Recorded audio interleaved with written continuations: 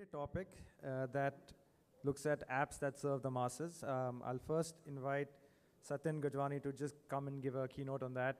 Quick intro on Satyan. He is the vice chairman of Times Internet. And he has obviously helped build one of the largest digital media platforms in the country. He previously worked with Barclays in New York before joining Times in 2008. He also serves on the board of Bennett Coleman, which is the parent company of the Times Group. Satyan, on to you. Hi, Satyan Gajwani. I'm part of the Times of India group. I oversee the digital business, Times Internet.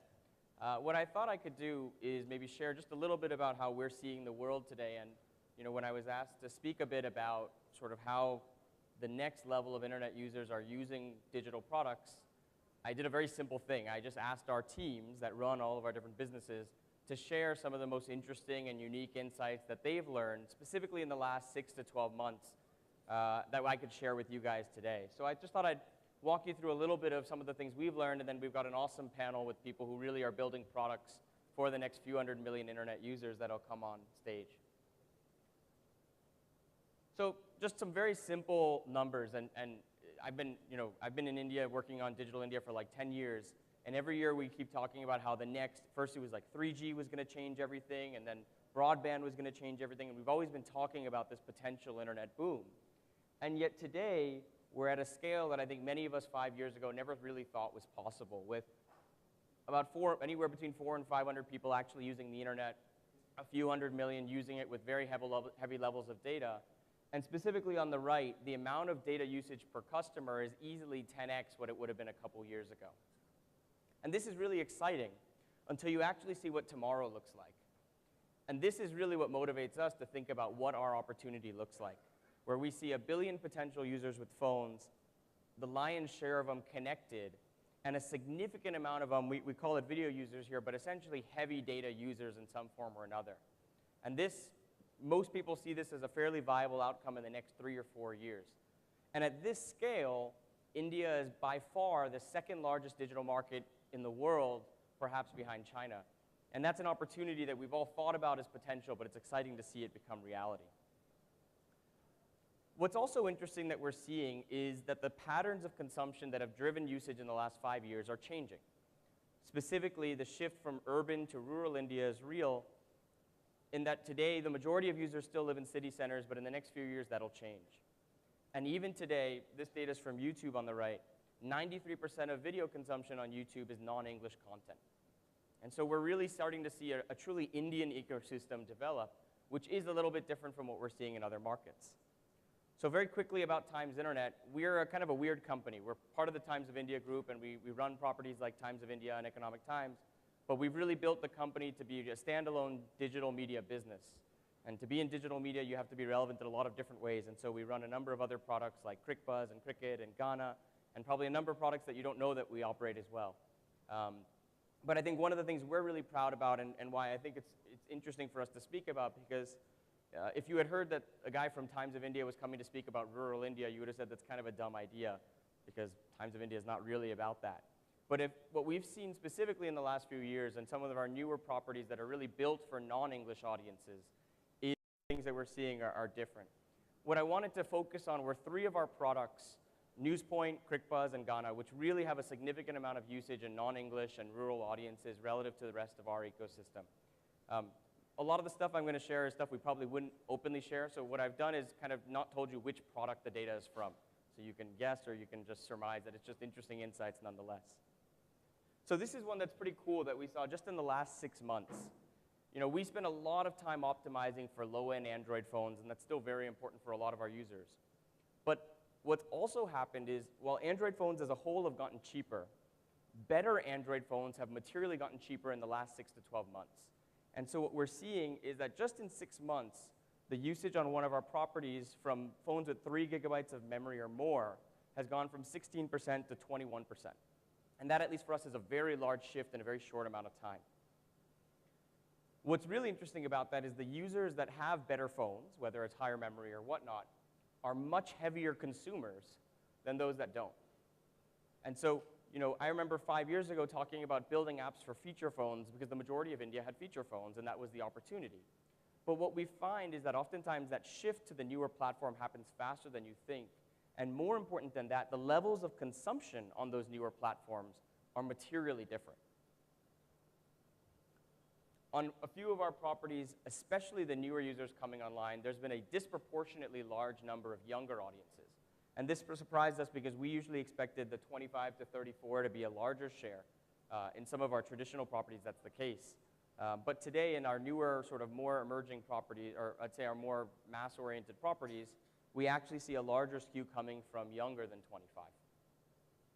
And then this is my favorite slide, and this one the team shared with me a couple days ago, and of course now the clicker doesn't work. So, okay, here we go. So this is the craziest one on one of our properties. So January 2016, 4G consumption would have been like 5 or 10% of consumption.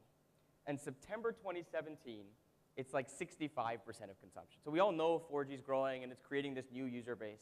But I think what was baffling for us was how quickly not only did it swallow 2G and 3G, but it's even swallowed Wi-Fi consumption for us. And it's become by far the largest share of consumption in our ecosystem today.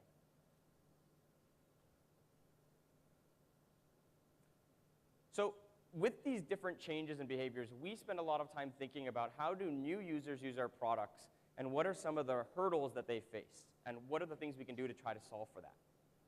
So I thought I'd just share like 5 or 6 little insights that we figured out across our ecosystem of products. So one of them is that while you and I may be having used digital devices for 5+ years, a lot of our new users, their phone is their first sort of interactive, computer-esque device in their hands. And inevitably, figuring out how to navigate that is always harder than you will estimate. So one of the things we figured out to make every one of our products more successful, and we make this a guiding lesson for everyone, is make it as easy and as fast and as few clicks as possible to get to something that's satisfying. So in the case of Ghana, we introduced one-touch radio, where you open the app, you click a button, and it starts playing music for you. That's been very successful for us. We also take for granted that people understand stuff.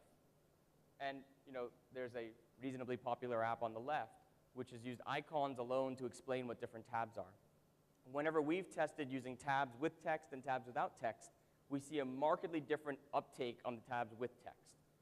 And so obviously it looks a little more cluttered and it's not as pretty, but with this new user behavior, we find that being more explicit, less pretty, more crowded at times, we give a better experience. One of the unique things that's very hard for a lot of us in urban and professional India to really understand is the degree to which very small amounts of money and opportunity can really motivate behavior. In one of our apps, as a trial, we added something called a spin and win. And you can spin it, and realistically, you would win like 50 MB of data or a couple of rupees. It was really trivial amounts. But what we found was that the users that had this installed, that tried this, had almost 130% lift in their likelihood to use the app the next month or in the month after that. And this seems really ridiculous, to be very honest, but we find it to be very, very effective in a lot of places. Ultimately, though, I think the most important thing, despite the uptake of new devices and whatnot, is that people who are using their Android phone as the home of their entire digital ecosystem and using it for the first time, we find are extremely sensitive to what we think of as heavy apps. Now, heavy doesn't mean it's big. It can mean it's heavy in terms of size. It could be heavy in terms of usage. It could be heavy in terms of battery usage, heavy in terms of data usage. But we find that we have to invest a disproportionate amount of energy into thinking about not just how to solve for a guy using a OnePlus 5 who has all the bells and whistles on his device, but the guy who, with incrementally heavier power usage, will immediately uninstall your app because he's not satisfied with it. And so we spend time thinking about app size, Android Go compatibility, making files that oftentimes are less high quality because they load faster, and especially that last one, managing battery life and CPU usage. And it's a uniquely Indian challenge, I would say, in the smartphone world today. The other last major area that I want to spend a little bit of time on, which I think is actually one of the core challenges of a non-English audience coming online, is what I would call feedback. Feedback is essentially how do people both discover your products, but also how do they learn how to engage with your products with you. And I think this is one of the challenges that we run into a lot when you have literacy challenges and non-English speaking challenges. So, earlier, having multilingual options in our businesses was like nice to have, and we used to have maybe 10, 20% uptake of these features. With a little bit more testing and a little bit improvement of the experience, we're now at a point where most of our apps that are targeting newer users, the majority of our users aren't using them in English anymore. And having an upfront option where English is maybe the second or third option, this is an old screenshot, is now more of a common behavior for us. Even simple things like sending an OTP message where you have to have someone type in a phone number, the messaging asking them to type in that number, we have to write in multiple languages. And we take these kinds of things for granted sometimes. Spelling is a stupidly difficult issue in that when people are trying to use search or they're trying to articulate things, we have to be smarter in terms of understanding what different spellings are. And for us, we've put a little bit of energy into some sort of algorithmic learning behaviors here to figure out what different search terms are and what people are looking for. But this alone, by being able to make these kinds of solutions, we've seen like a 30 or 40% uptake in search efficacy, just because there's a lot of misspellings that happen with new users coming online. And then the last one, which is obviously a generically large phrase, and we talk about things like Amazon Alexa and Google Home and these different devices. But even within our own apps, which don't have any hardware associated with them, we're surprised to find how quickly people are uptaking voice as a means of discovering things. And so in Ghana, we've added this ability for you to say, play this song or play this artist. And in the first 2 months, we've reached a point where about 10 or 15% of our users are using this semi-regularly as a use case, which was more than I think we ever thought before.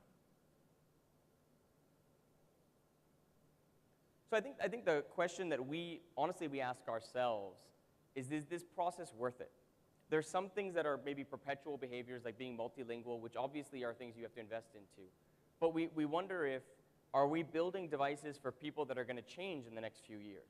And that as people get smarter and better at using digital devices, are we wasting time trying to build for the novice user? And it's a question we ask ourselves a lot. But one data point that a team shared with me, which I think was actually quite powerful, was in one of our apps that has multilingual capabilities. This was not true when we launched multilingual. When we launched multilingual optionality in this app, actually we had very little uptake of it. But what we realized was that actually the process of getting people to understand how to use the multilingual components of our app was not trivial, and we had to do a lot of work to fix it. But once we got people to be comfortable using transliterated versions of our apps where they weren't in English, the level of engagement we found pretty much universally compared to users using the apps in English was materially higher. And so I think this is a question that, this was a slide that at least helped give me a little bit of answers, that while we do invest a lot of energy into what we think of as novice internet users or novice mobile app users in different ways, at least one of the beliefs we have is that once they are comfortable with your ecosystem, given that there aren't necessarily a lot of products really built for them, the degrees of loyalty and engagement that you get from that audience are a bit higher. So yeah, I mean, these were just a little bit of insights about how we look at things, but it's a really exciting and interesting time for us, and I'm sure for most people here. While a lot of our properties have traditionally skewed towards urban and relatively English-centric media and engagement of users, the places where I think we're investing the most energy, both in terms of growth and marketing, but actually more than that, even just in terms of understanding behaviors and figuring out how our products get used in ways we don't expect, is really in our non-English products and the products that are addressing new audiences coming online. And these were some points of interest that we found only in the last, just in a very quick study. But if you had asked me this a year ago, we would have had 15 other points that we had learned then. And I'm 100% sure that in the next 6 months, we'll learn a lot more about our user base as they come online. But our aspiration has always been to say, how do we make Times Internet a company relevant for all of India? And it's required a lot of retraining for us in terms of actually thinking about how to distinguish between the ways users using things like Times of India and relatively more urban-oriented apps use our products, and then thinking about how people who are using the internet for the first time on their phone use them.